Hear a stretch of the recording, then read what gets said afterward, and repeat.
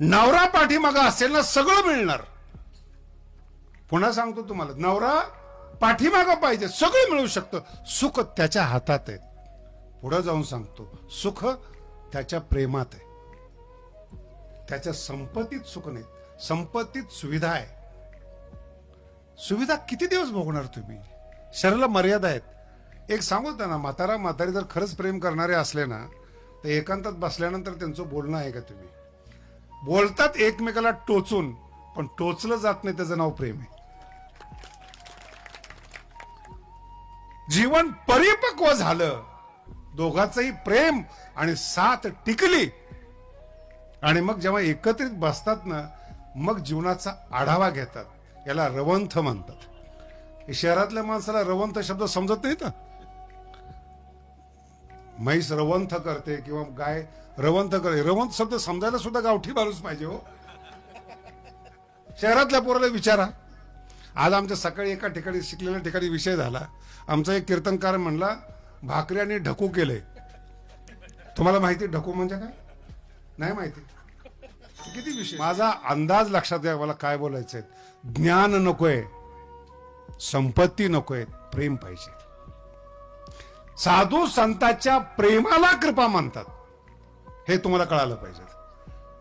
कारण की आपण लहान आहोत, आणि मोठा जेव्हा प्रेम करतो ना, ती कृपा असते. कृपा म्हणजे काय? उगा काहीतरी डोक्यात खुळा आणू नका. मोठ्याचं प्रेम म्हणजे कृपा. आणि त्या कृपेतून जे दोन शब्द सांगतात ना, ते बुद्धीमध्ये उगवतात हो. आणि ते उगवल्याचं जे फळ निर्माण होतं, सामान्य माणसं मोठे होतात. सामान्य माणसं. म्हणून वारकरी संप्रदायातले संत पहा, अतिशय साधे आहेत वागण्यासाठी, कळण्यासाठी अवघड आहेत. कोणताही संत असू द्या, नाथ महाराज असू द्या, सावता महाराज असू द्या, गोरोबा काका असू द्या, चोखोबाराय असू द्या, यांचे अभंग वाचा. प्रत्येक जातीतला संत भगवान श्री ज्ञानोबारायांनी केला. प्रत्येक जातीतला. भगवान बाबांनी आपल्या गळ्यामध्ये ज्ञानोबाईंची सोन्याची समाधी करून घातली, म्हणून आज भगवानगडावर ज्ञानोबाईंचं मंदिर होत आहे. भगवान बाबाचं दैवत आहे ज्ञानेश्वर महाराज, महाराष्ट्राचं दैवत आहे. आणि जर ज्ञानोबाईंची खोडी केली ना एखाद्याने, महाराष्ट्रात जगता नाही येत महाराज. जर प्रेम केलं तर रेडा वेद बोलेल. जर खोडी काढली ना, काय होईल याचा अंदाज सुद्धा तुम्हाला येणार नाही. अहो, तुम्ही हयातीमध्ये दुःख भोगता, याच्यापेक्षा शाप कोणता? नाही कळालं? पैसा आहे, समाधान नाही, अजून काय शाप द्यायला पाहिजे? बोला ना, कसला शाप? सुखासाठी पैसा आहे, पैसा असून सुख नाही. दोन शब्द नीट आहे का? तुम्ही ज्यावेळेस संतावर प्रेम करतात, तिला श्रद्धा म्हणतात. संत ज्यावेळेस तुमच्यावर प्रेम करतात, तिला कृपा म्हणतात. हा फरक लक्षात ठेवा. आपण मोठ्यावर प्रेम करतो, ती श्रद्धा आहे, तो विश्वास आहे. मोठे जेव्हा आपल्यावर प्रेम करतात, कृपा आहेत. म्हणून कधी पण पहा, काही काही माणसं देवाची कृपा म्हणतात, म्हणजे प्रेम. भगवंताचा आशीर्वाद म्हणजे प्रेम. जीवनात काय पाहिजे ते ज्ञान नको आहेत, ज्ञान पुस्तकात आहेत. सगळ्यात जास्त तर ज्ञानी दुखी आहेत. अनुभव घेऊन पहा. शहरातले लोक पहा तुम्ही किती दुखी आहेत.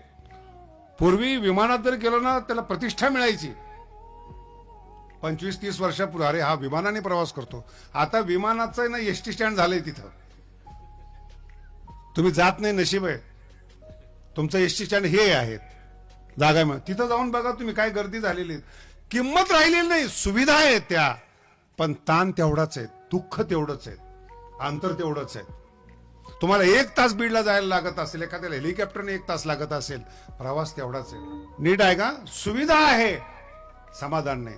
पुढचा टप्पा आहे का? जड पदार्थ सुविधा देतात, प्रेम देत नाहीत. किती कळतंय बघा. जड पदार्थ, पैसा जड आहे, सुविधा देईल. झोपेसाठी एअर कंडिशन लावाल, सगळं कराल, पलंग फिलंग, महागडी गादी वगैरे, झोप नाही येणार. सुविधा दिली झोपेची, झोप येणार नाही. पण प्रेमळ माणूस जवळ असला ना, हात ठेवल्याबरोबर झोपतो पोरग. आई जवळ आहे आणि आईने नुसतं डोक्यानं हात फिरवला की पोराला गुंगी येते, त्याला जीवन म्हणतात. हे माणूस पाहिजे आपल्या जीवनात. मोठ्याने प्रेम करावं, लहानाला गुंगी येते. संतांनी डोक्यावरून हात फिरवावं, तोंडातून अभंग निघतात, ते तुकोबर आहेत. म्हणून तुम्हाला अभंग सांगितलं होतं, हात ठेविला मस्तकी प्रसाद देऊनी केले सुखी.